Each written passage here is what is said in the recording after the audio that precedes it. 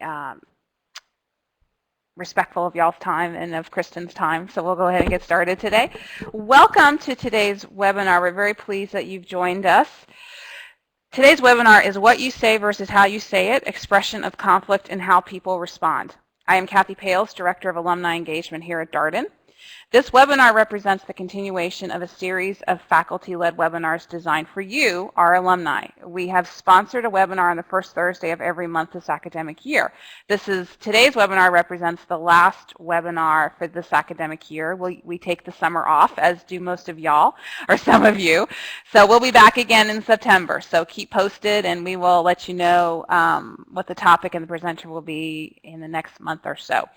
We will begin momentarily, but I need to go over a few logistical details. You will notice on your screen the chat feature. You will use this tool to ask questions during the webinar. We will stop several times during the webinar to answer questions. Please feel free to send us a question at any time during the presentation. You don't need to wait until the question and answer period. In addition, Kristin may ask for some feedback from you throughout the webinar, and at times when she does that, you will also use the chat feature to send in your comments, which we will read and go over together. So don't be shy when she asks for feedback. Please send it in. At this time, please allow me to introduce our presenter, Kristin Behfar, who is Associate Professor here at Darden in the area of Leadership and Organizational Behavior. Very exciting news, very recent news. The research that she is presenting today just won the 2014 Academy of Management Best Paper Award in the Conflict Management Division. So this is award-winning research that you're hearing about today, and it's brand new research, and we're very pleased and very excited that she's able to talk about it with y'all today. Her overall research focuses on sustaining high-performance teamwork and leading in global organizations. She has consulted in numerous organizations on team and leadership effectiveness and worked in the marketing and communications field for several years. Her publications have appeared in Organizational Behavior and Human Decision Processes, Journal of Applied Psychology, Harvard Business Review, Organizational Research Methods, and Small Group Research. She is also the co-editor of the book entitled Conflict in Teams, New Directions in Theory and Practice. Prior to coming to Darden, Professor Behfar was a postdoctoral fellow at the Kellogg School of Management in the Management Organizations Department, and also a faculty member at the University of California, Irvine for 6 years. She received her PhD in Organizational Behavior at the S.C. Johnson Graduate School of Management at Cornell University. So without further ado, I will turn it over to Kristin. Okay, thank you, Kathy. Hello, everyone, and welcome. Good morning or good afternoon or good evening, depending on where you are in the world. This is some work that I've had a lot of fun doing. The research, it's basically about how you say things and what you say can turn into a conflict spiral and impact outcomes. So the early research that I've done, I looked at, basically I could look at how well a team is performing and how satisfied the members are and predict the process that they're using. And by the time I did that, they were kind of already in a conflict spiral related to their processes. And so I wanted to take a more systematic look at how these conflict spirals start. And along with some colleagues at Carnegie Mellon and UCLA and Melbourne, we are looking at how conflict spirals begin. So what you say and how people respond can be either kind of a positive or negative spiral. So I want to tell you a little bit about why this is somewhat new and how we've done things in the past. The first, this is a slide that shows the approach that we usually take to studying conflict, which is what is the conflict about, right? So we usually categorize it into kind of 3 main categories. In the green is conflict about the work, right, the task, so different opinions and ideas. And here are some examples from the research that I've done that shows you kind of how people describe this type of conflict. In the red bar, there's emotional conflict or status conflict where the target of the conflict is about the relationship. So ego clashes, bottled up resentment, oppressive personalities. The bottom 2 in the blue tend to be more procedural about how the group works together. So one is about time and resources, the kind of the logistical coordination of a group. So different ideas about when and how to spend time, how to divide work, when to spend money and time. And the last one is about each member's contribution, and this tends to focus around free riding or not pulling your weight. So these are people not showing up, not meeting their deadlines, throwing the group off track, not following up with promises. So this has been a really important framework in our field in terms of understanding what impact is conflict functional or dysfunctional in teams and when people interact. So there are a couple problems with this approach. Here are some ideas. One is it's definitional. So if you look at the green bar on the top, some of that might be conflict, but some of it might just be talking, right? Talking about different opinions. And so when we go forward, we're thinking conflict is when people draw a line in the sand and take sides. It's not just discussing. So we differentiate kind of a conflict process from just discussion. This approach that you see with the green, red, and blue really kind of puts all the emotion in the red. And so one of the problems with that is if you think about a time when you've had a really intense debate or an argument at work, most likely you had some anger or some irritation or frustration that went along with that. So trying to separate kind of the emotion from the content has been really a challenge. And so what we typically find, like in the green, the task conflict, that tends to mostly have a positive effect on performance and outcomes because people feel like, well, we've considered the pros and cons of different ideas, my voice has been heard, and usually decision quality is higher and people are more satisfied. However, the opposite of that is relationship conflict, where people are focused on each other and what the intentions of one another. And so usually as fights become more intense, so the emotion rises with it. So these two are really hard to separate. And we tend to describe them as like good and bad cholesterol, right? Where you want the task is the good cholesterol, the relationship is the bad, so you want to minimize that. So these two things are hard to separate, and usually because things in the blue cause things to get personal, right? So logistical, if we're disagreeing on kind of fundamental resource issues, it spills over into kind of emotional conflict. So a recent meta-analysis found that task conflict tends to have a negative impact on performance because it tends to be highly correlated with these other types of conflicts.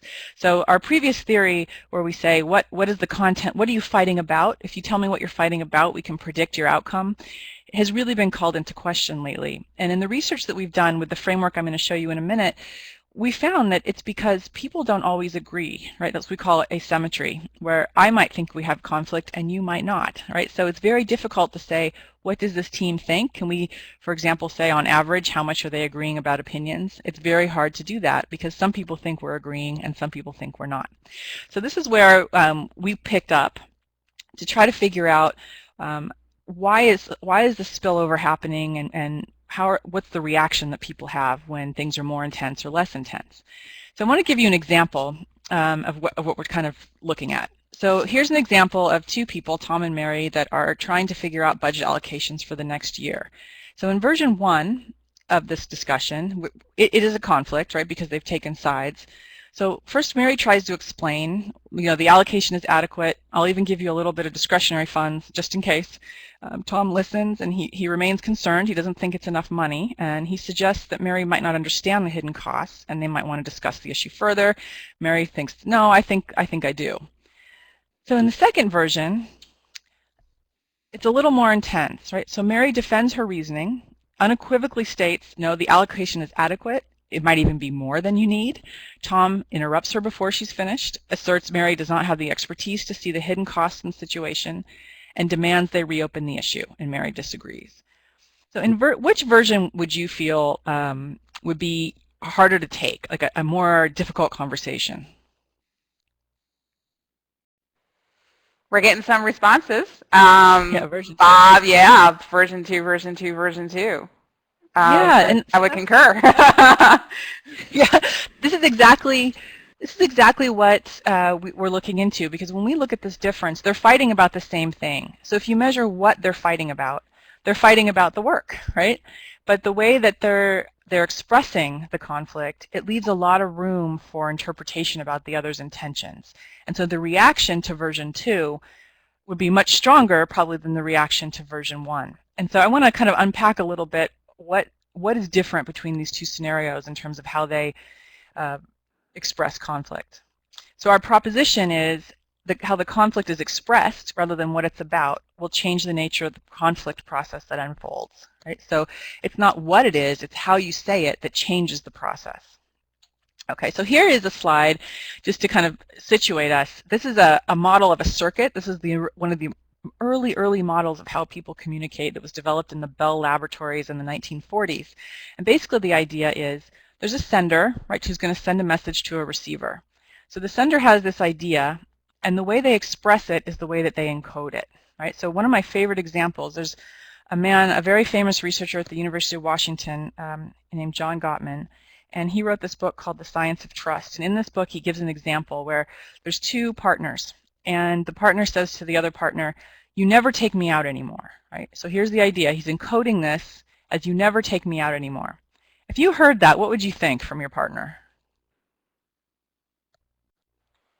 I have an opinion, but I want to hear from them. Oh, we have some coming in.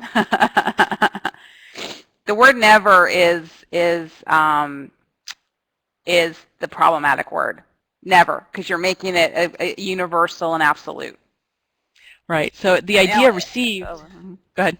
No. So Elise agrees with me. We got a couple other folks typing. So.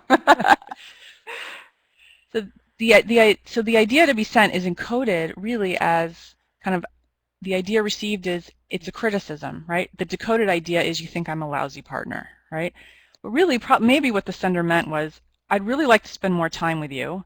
I've encoded the idea as you never take me out anymore. I receive it as a criticism, and I decode it that you think I'm lousy, right?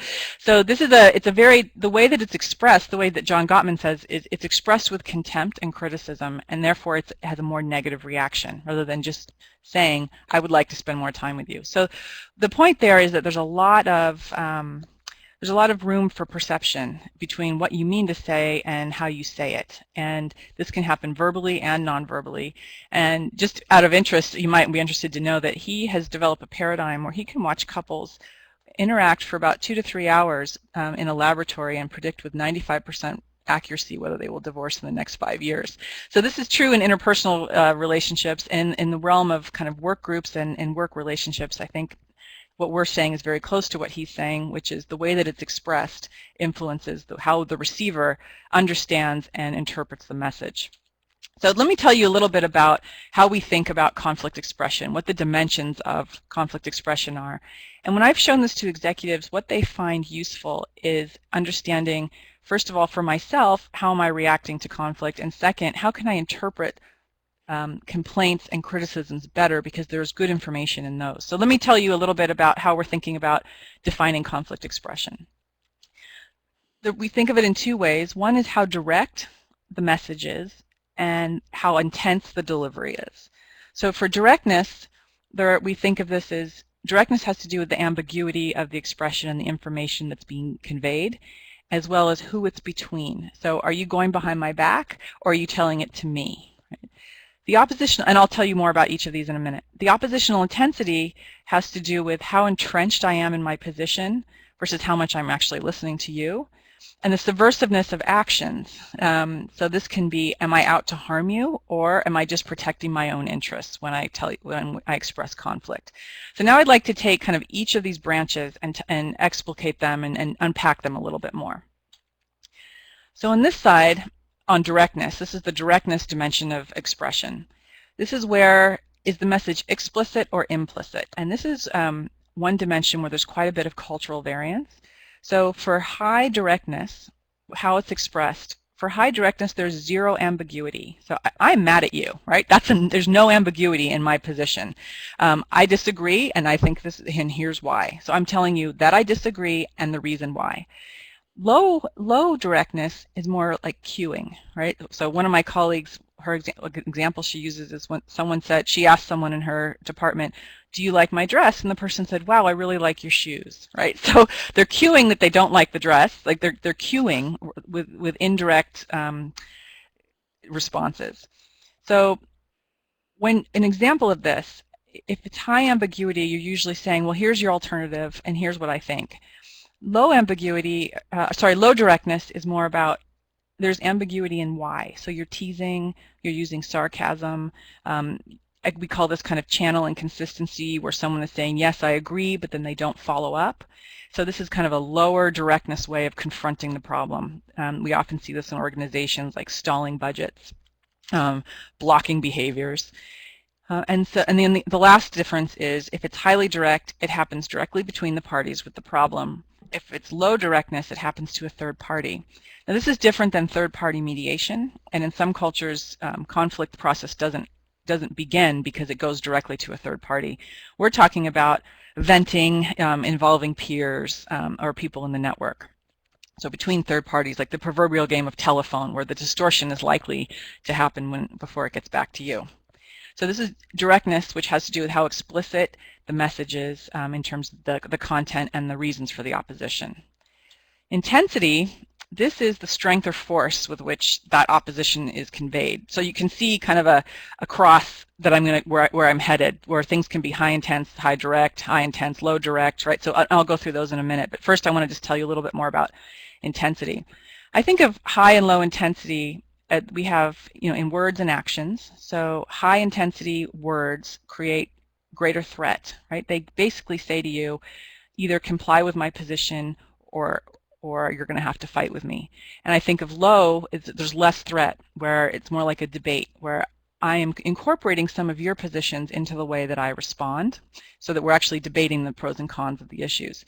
The analogy I like to use on this is the difference between a foxhole and a trench on the military battlefield, where a foxhole would be the low kind of intensity counterpart, because a foxhole, you can move positions, you have visibility on any enemy position, and you're still more susceptible to fire. In a trench in the military setting, you've dug in, you're fortified by wood planks, and you will die. You'll either win or die there trying, right? So one is less entrenched than the other. So some examples of high entrenchment, stonewalling, filibustering, just really not allowing other people's perspective to seep into your own thinking in the way that you respond. Low directness tends to be the more passive-aggressive behavior, like incivility or blocking. This is actually, I'll give you a preview of where I'm going, that this is actually the more prevalent type of organizational conflict expression that we see. In your learning teams, you probably remember the more direct and the high intensity, because short-term or longer-term teams, short-term teams tend to gravitate there.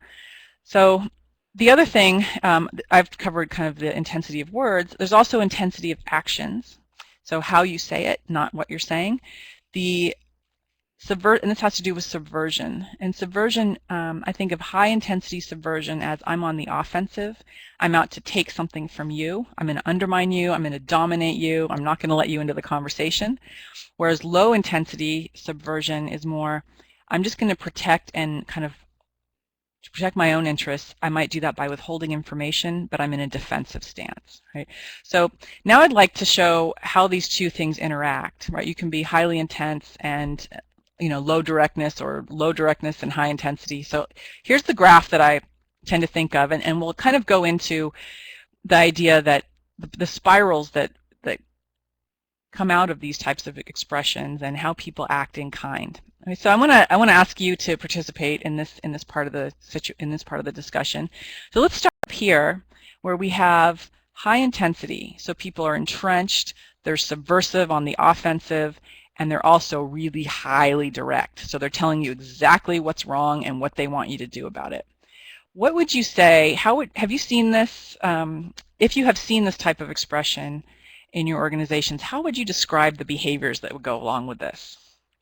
So this is people that are highly entrenched. This often is like, I'm not going to yield, this is what I'm going to do, and they're telling you exactly what they want.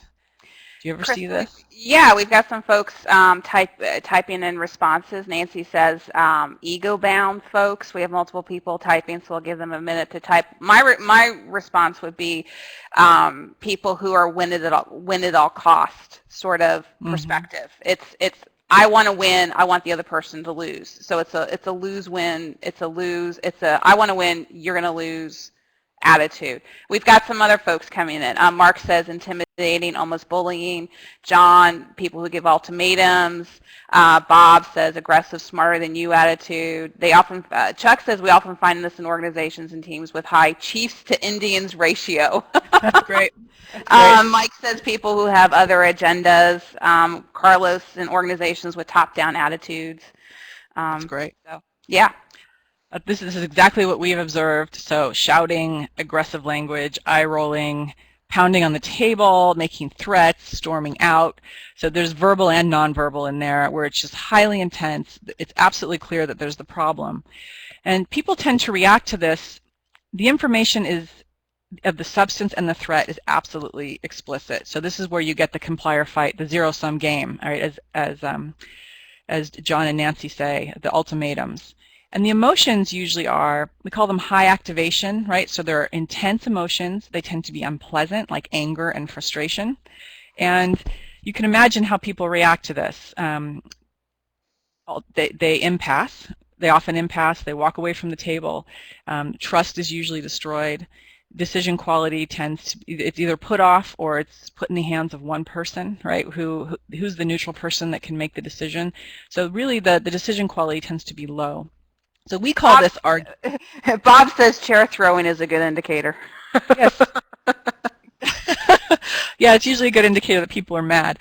You know, and when we first started doing this research, people would say, well, you know, what is when, you know, like the proverbial kind of hitting someone with a baseball bat, is that indirect or direct? And we call that very direct, because the substance of the art, why they're hitting you may not be clear with the hit, but the fact that they're hitting you makes it very, very clear that there's a threat. So the nonverbal side of this is the eye rolling, the threats, the storming out, the really clear signals, verbally or non-verbally.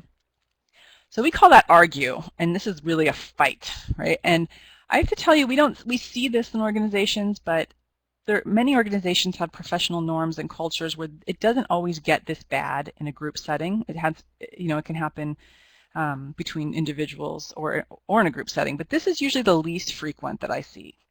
So now let's move down here. This is low intensity and high directness. So people are making it clear what the problem is, but they're really they're not really being, the signals aren't as clear. So this tends to be a debate, right, where there's low intensity, I'm listening to what you're saying, but I'm still disagreeing with you. So I might come back with a really strong retort, and we might go back and forth, and then you might not convince me, but at least I'm listening to you. I'm not saying that will never work. Right?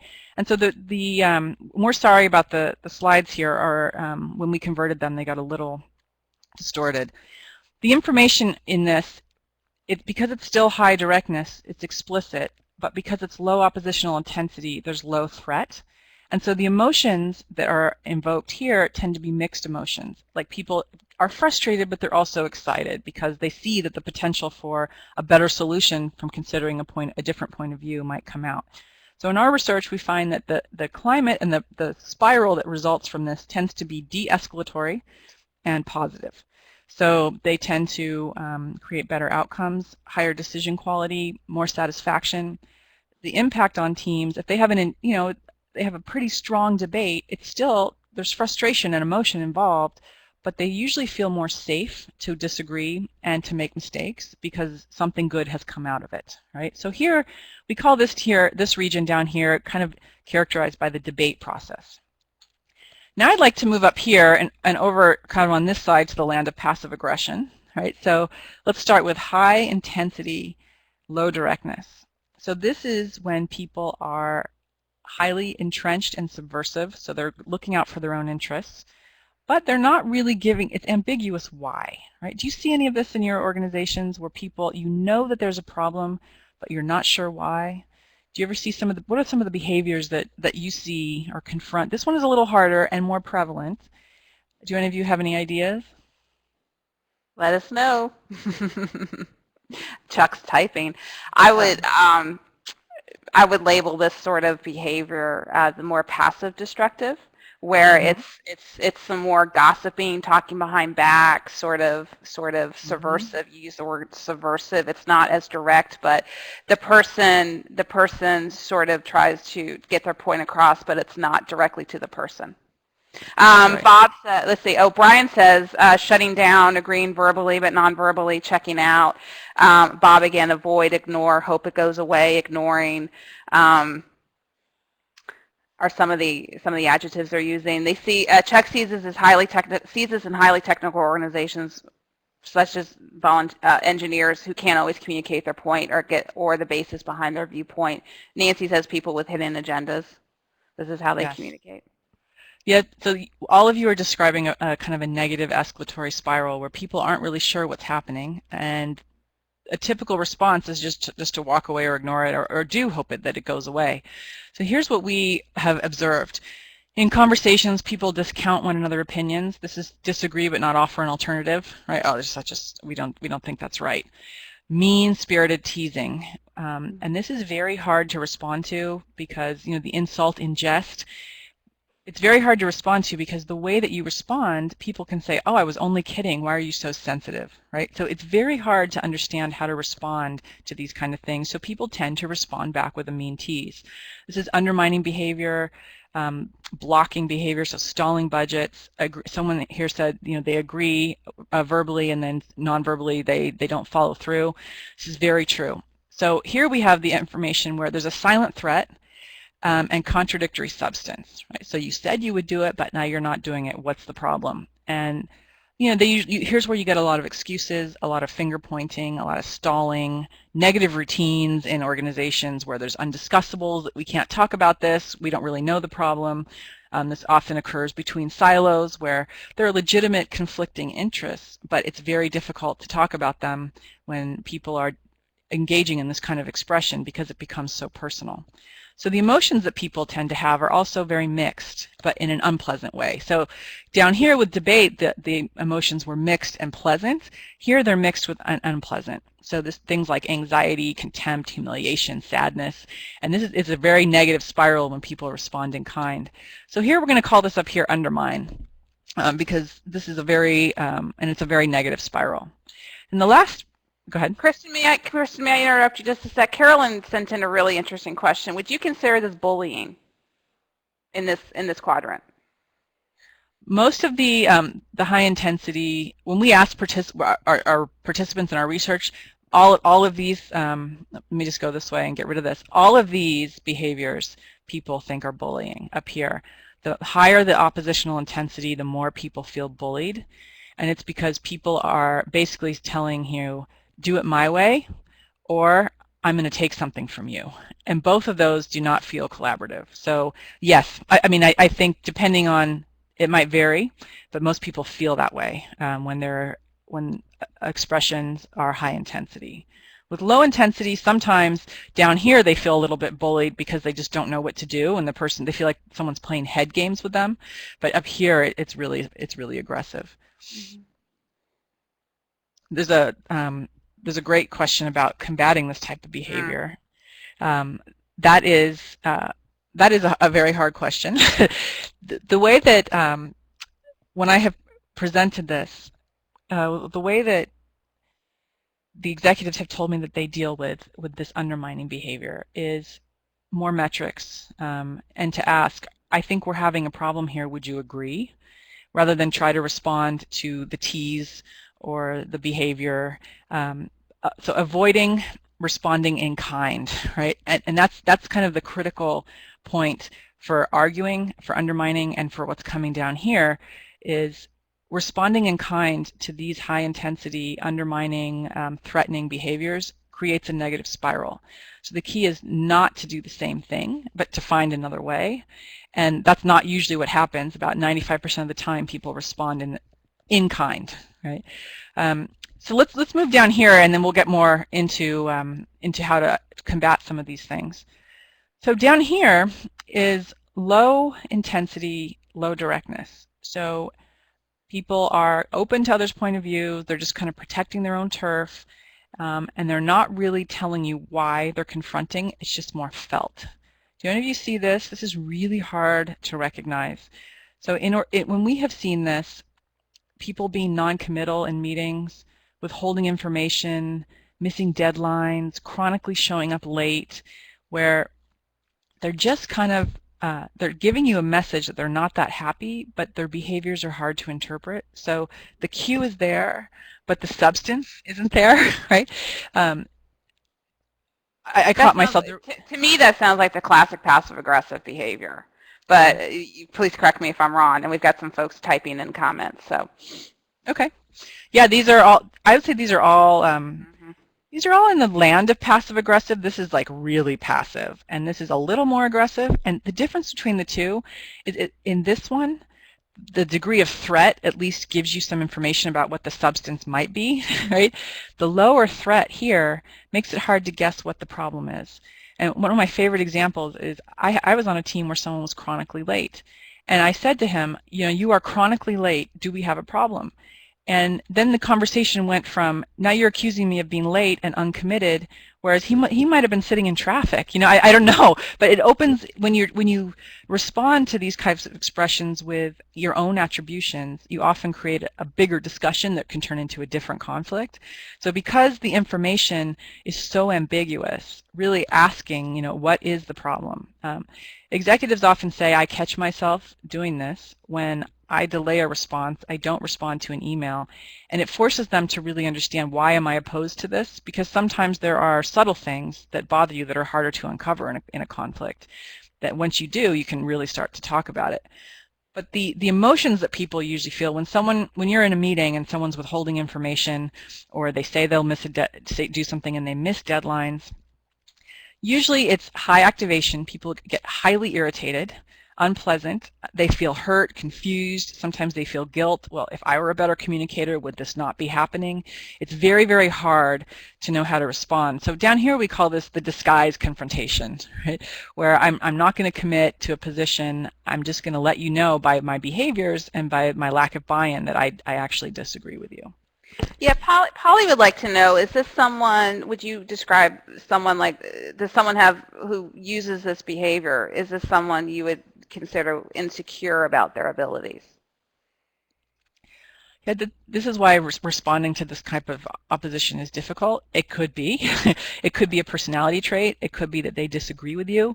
It could be a larger agenda that they have. It could be, I've seen this, people with good intentions do this kind of confrontation because they don't have their boss's approval to participate in a project, but they've been assigned to it anyway, right? Where they don't want to block you, but they just can't cooperate, right? And so they just kind of coast. They wait it out. So it's really hard. There may be a number of causes behind these types of confrontations.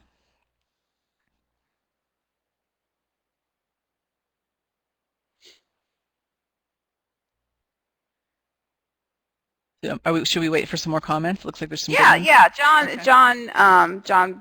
Sorry about that, Kristin. I didn't want to interrupt you anymore. I have a tendency to do that.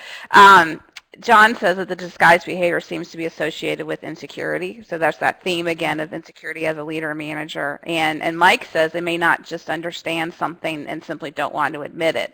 And and I think all that, as you mentioned, there could be a variety of reasons why someone would use this behavior. The thing that popped in my brain as you were describing is certainly a sense of powerlessness, but there also may be something in the purposefulness and withholding information, since we all know that information is power for the most part in organizations. So it's truly a combination. It could be a combination of things.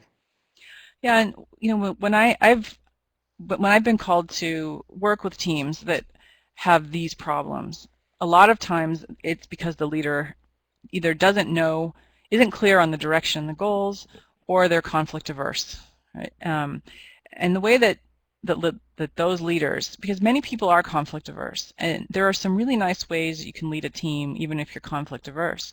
So for example, the main trick is, you have two types of goals. You have an outcome goal and a process goal, right? So most people agree on what the outcome should be, but the process of getting there is very different, and people have different comfort zones with different levels of conflict. So if something's going to be very contentious, bringing a team out of this routine is often, let's just get some information on the table about what matters. So there was one team that I worked with that was planning a negotiation, and they put a matrix on the board of all the interests that each team member had, the positions they were going to take with the other party, and then they put a column for emotion, which is how emotional are you about this? And some people, it was very surprising for the group because some people were very, very emotional about an issue that they thought would be easy to agree on, and it was because it affected their salaries in their home department, right? If more volume isn't necessarily great when you have a quality indicators for your bonuses. So a lot of times teams have to recognize that there are underlying interests that people are trying to protect. No one wants to, everyone will agree, we want this team to go well, we want this negotiation to go well, we want to get this client, but sometimes the process of doing that is hard, and people have a hard time recognizing that there might be legitimate conflicts of interest in the team. And often in organizations, teams are used because there are conflicting interests between departments, and that the team is the mechanism for working that out and figuring out how to streamline business. So that's where you get some more of this, where they're incentivized in a different way than they're being asked to work in the group. And so the conflict comes if you're not saying why, right, where you get over here, you can either argue about it, you say why, and then you blame other people for not caring, or you don't tell them, right? And then nothing gets done, or there's blocking behaviors. Or you get up here where it becomes pretty intense as the spiral develops. So there's not this framework I find very useful for teams to say, okay, we have this negative disguise pattern. What is it that's causing that? And working backwards from the spiral. Or why are we undermining one another? Well, there might be incentive systems that are conflicting. We're arguing, well, everyone cares a great deal about this. Everyone needs to protect their turf. Maybe there's some kind of process that needs to change. Maybe it's a personality issue. Maybe someone's in the wrong job. But by understanding why people that these are in-kind reactions that develop into negative spirals because of the information conveyed, how they're perceived and how it's felt, right? Understanding, let's not respond in kind. So when executives, I mentioned in the beginning, when executives look at this, what they tell me is, you know what, we have these patterns in our organization. Let's talk about the pattern, right? And then we can talk about the problem. But just by understanding, I'm actually stalling on this, I might care or I might disagree more than I thought I did.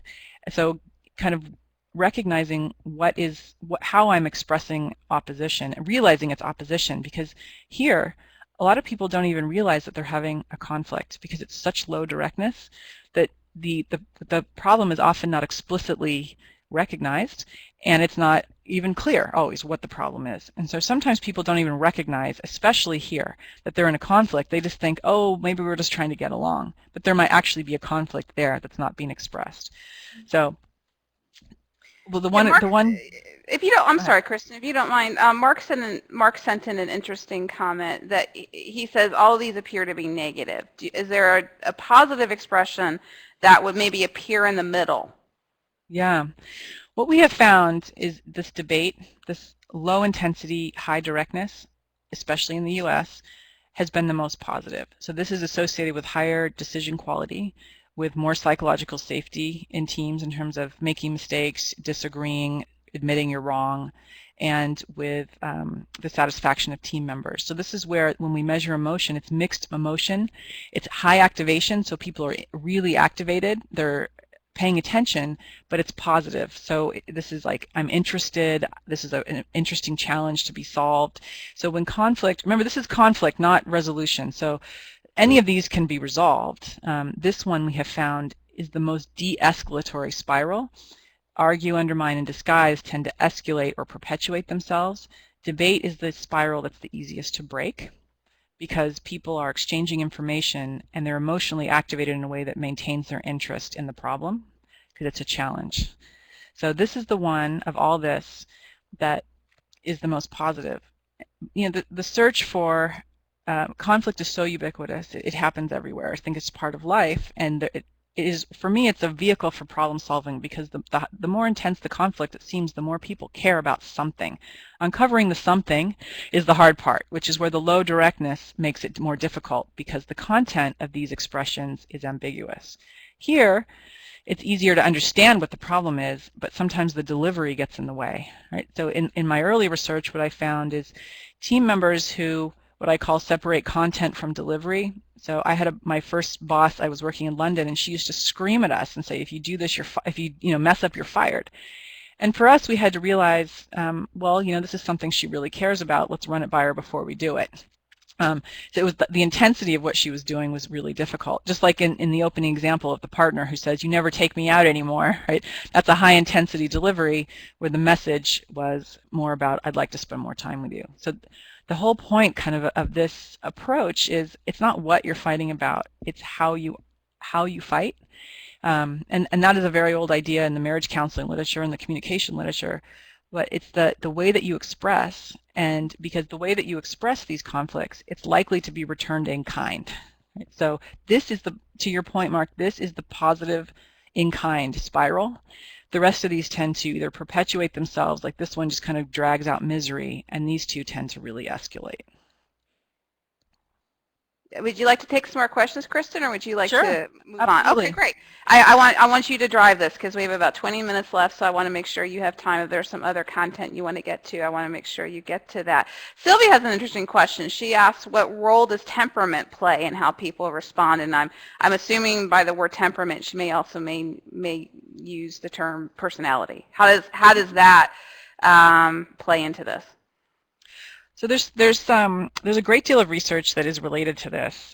There are some gender differences, there are cultural differences, and there are some personality differences. And there are also differences in some people just are bad communicators, right? So communication style. So I'll start with personality since that's what you asked about. We know that there are personality traits such as there's a personality inventory that talks about big five major personality traits that underline most people. One of them is agreeableness, how much you assume positive intent in people.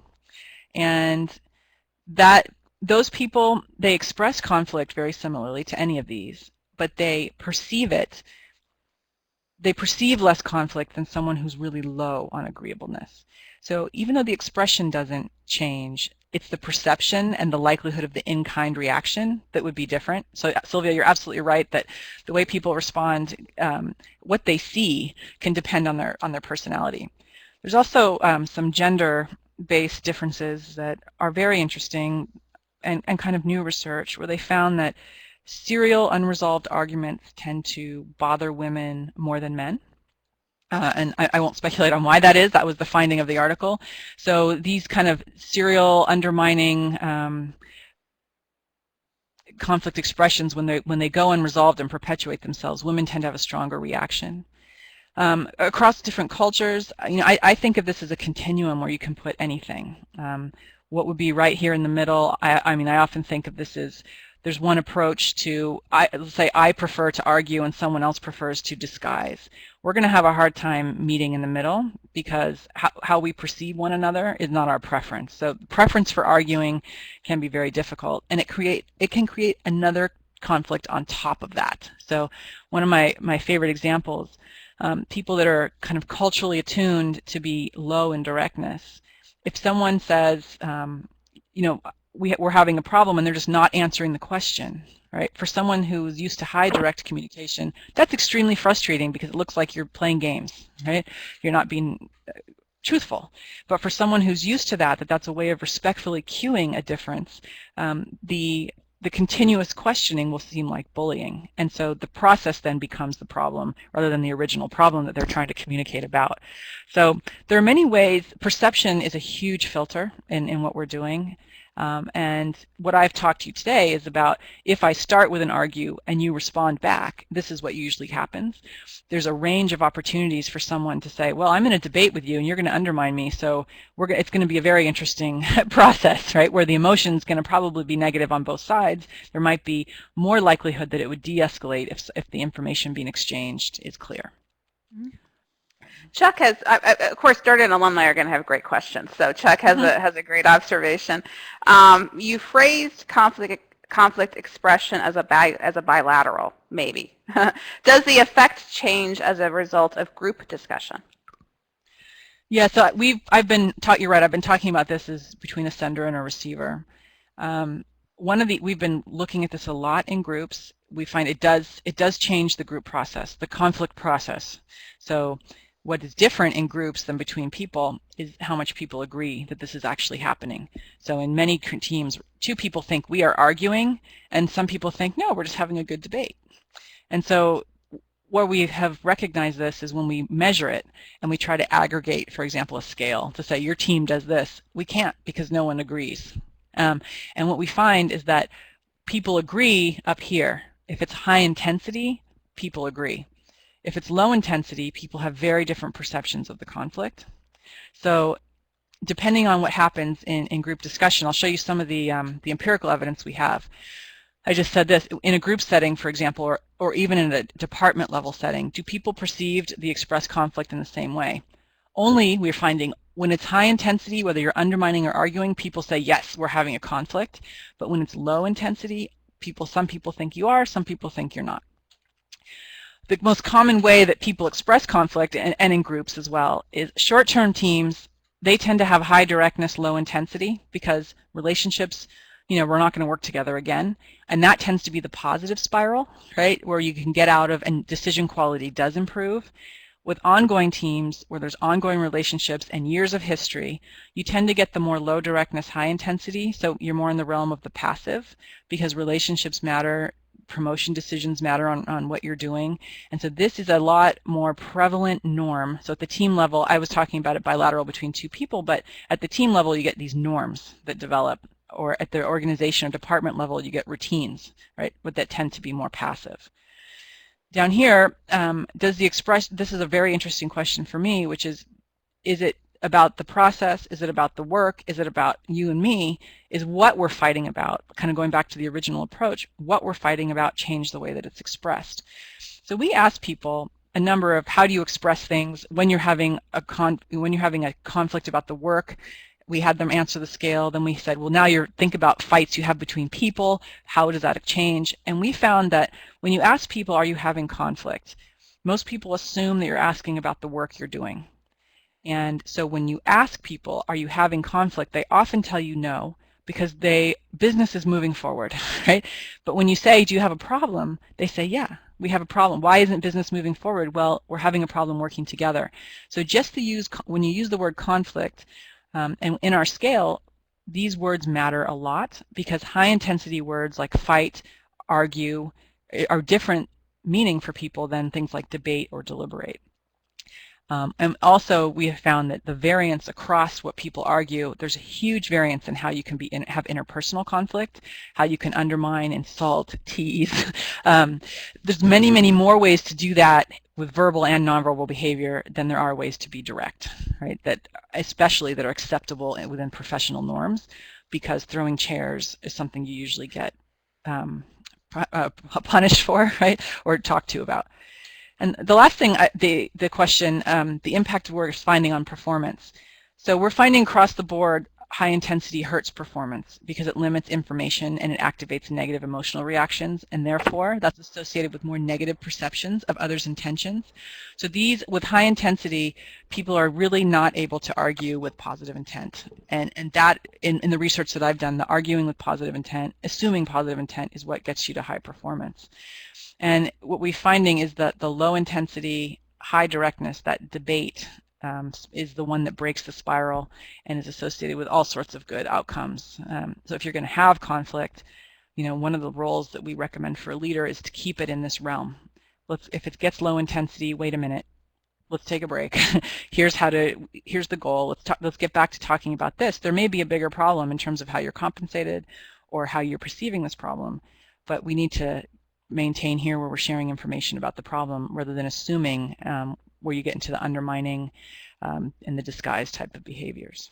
And this has been in the United States. So we are next going into Asia and Saudi Arabia to examine the cultural differences on this.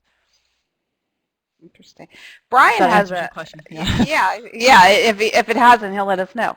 Please let us know, Chuck. Brian would like to know: are there specific techniques for responding in a positive, productive way, depending upon the type of expression chosen to be used? Yeah. So there's a great book that talks about these things. It's called "Coping with Toxic Managers, Subordinates, and Other Difficult People." That's Coping with Toxic Managers, Subordinates, and Other Difficult People. So it basically gives you, if you're dealing with someone who's a bully, if you're dealing with someone who's passive aggressive, if you're dealing with someone who's chronically negative, a staller. There's basically a chart on each page of this book that tells you what their trigger points are and how to respond to them. And I'll just give you a few examples because there's so many ways that if someone has kind of a chronic passive-aggressive way, it's very difficult, for example, to get them to do it. So responding to them tends to be more indirect in terms of protecting yourself, right? So this is a low-intensity direct.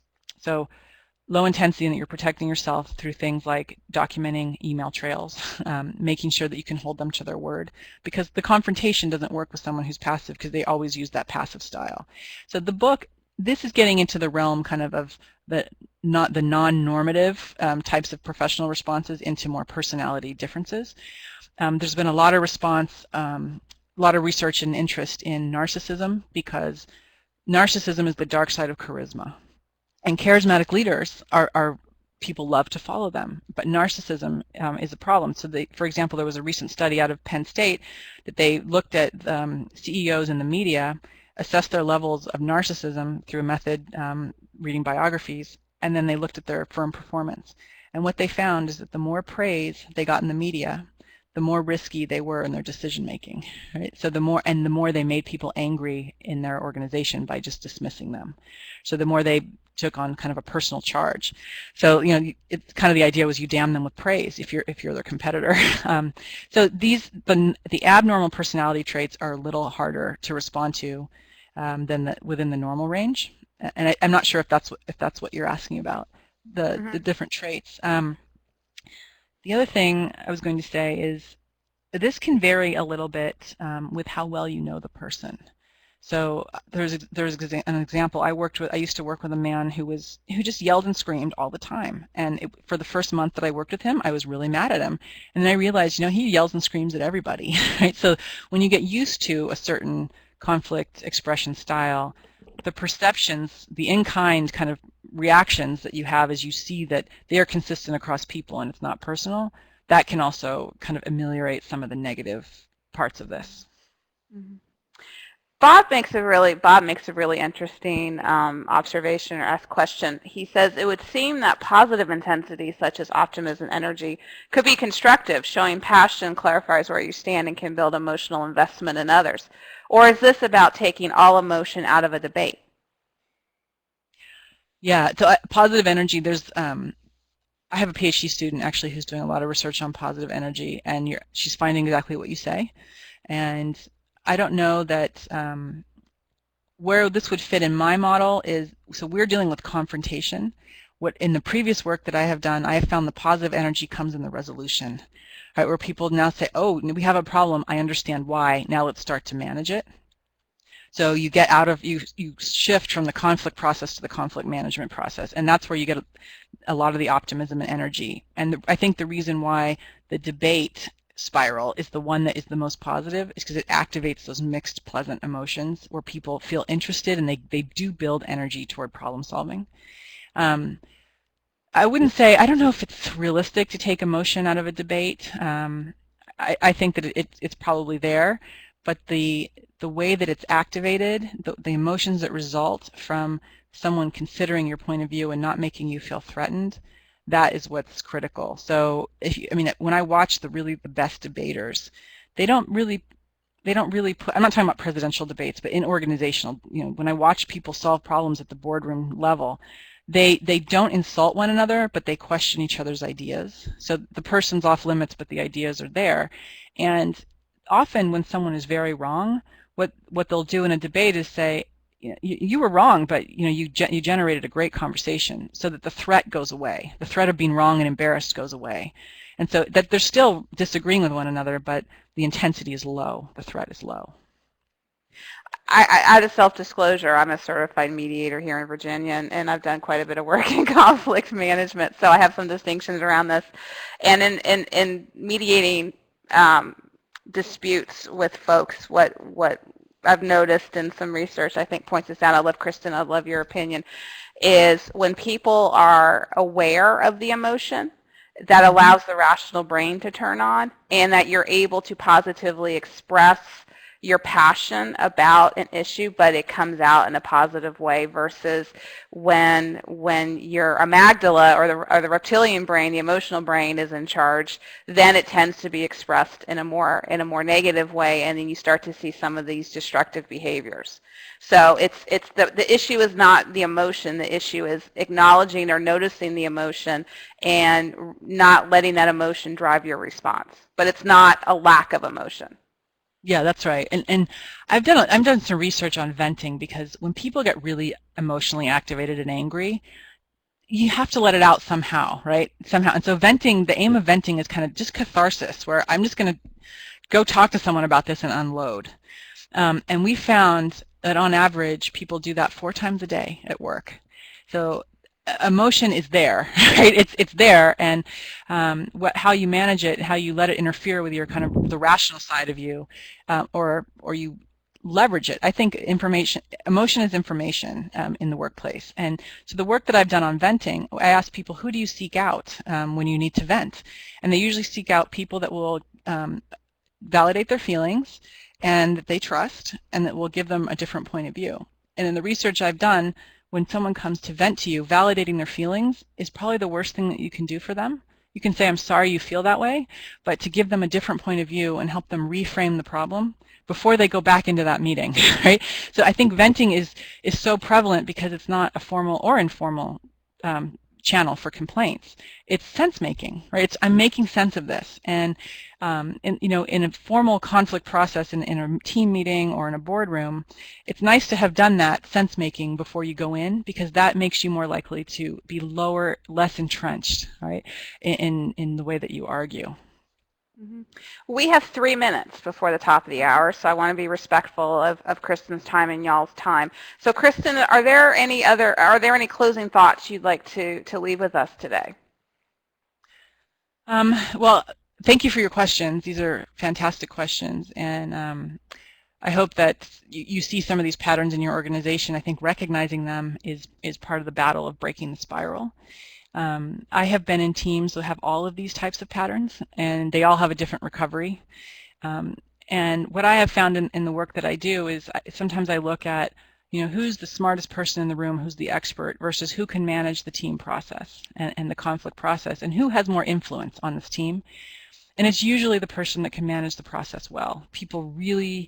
It's a great way to build social capital in an organization, to say, hey, wait a minute, we're having a conflict. It's hard to interpret. Can we get some viewpoints on the table? And those conversations don't tend to happen because they're uncomfortable. So I think, the way that I use this framework is to first understand, your own reaction to conflict. So if you see some of these negative spiral-inducing expressions coming your way, you can not respond in kind, right, so that they don't escalate. To foster kind of an atmosphere where when people do have conflict, you steer them more toward the lower intensity, higher directness. And sometimes there's a readiness factor you have to feel out with your people. How ready for this are they? Sometimes talking about it can make it worse. Sometimes there's groundwork to be laid before the confrontation can turn into conflict management. So, and the last thing I'll say is, when you're a leader and you see these kinds of conflict expressions, view them as information. And it's very difficult to do, because when people come to you with conflict, it's often contempt and criticism and all those negative things that make people respond in kind and get those negative emotions. So look for the information in the conflict. There's this great reading I often assign called Find the Gold in the Toxic Feedback. And I think that's where I see real executive talent in leading people through hard situations. Conflict's going to happen. And when I interview CEOs in the research I do, I always ask them, why is leadership so hard? And they all say the same 2 things. One is you have to remove the emotion from the decision, because if you knee-jerk, you're probably going to make the wrong decision. And the second is it always feels like it's about somebody else. How can I get you to buy this? How can I get you to stop blocking budgets? How can I get you to do this? So I feel like this framework has helped me personally, and in the classes I teach, I think it's helped them to say, here's how to label it and to recognize what the problem is and some of the behaviors and emotions that are happening. And it gives you just kind of a diagnostic to start doing some repair work. Fantastic. And we're just right. I love the timing right at the top of the hour. So I will So good. I didn't even, that's just awesome. So I just want to thank all the alumni certainly thank Kristin for her time. This has been wonderful, wonderful, wonderful. And of course, thank you, the alumni, for taking time out of your busy day to participate. We will send you the recording of this webinar, so you feel free to share it with your colleagues or use it as a means to have a team discussion. And we will also send you the slide deck. So Kristin will pull together a slide deck that's appropriate for sending to you all, and we will do that as soon as we can. So thank you so much. If there's any feedback, particular feedback from you or for Kristin, please let us know. And again, thank you very much. I hope you have a great summer. And here's a little plug. If you're in a market where your chapter is having a welcome social for the first-year interns who are spending some time in your market, in your city, please stop in and say hi to the students. They really value your getting to know you outside of the recruiting process, and it's a great way to network with your fellow alumni.